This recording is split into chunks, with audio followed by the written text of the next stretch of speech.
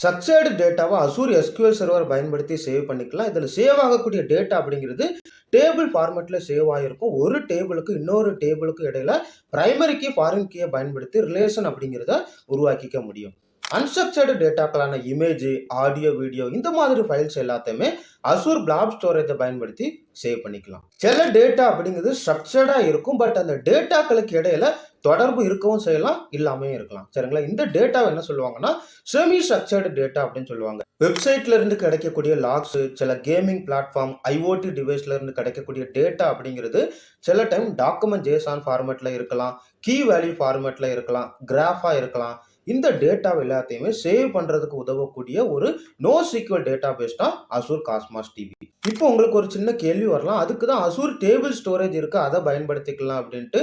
But Azure table storage அப்படிங்கிறது ஒரு குறிப்பிட்ட ரீஜியன்ல மட்டும் ஃபாஸ்டா இருந்தா போதும், காஸ்ட் கம்மியா இருக்கணுங்கிற பட்சத்துல செலக்ட் பண்ணிக்கலாம்.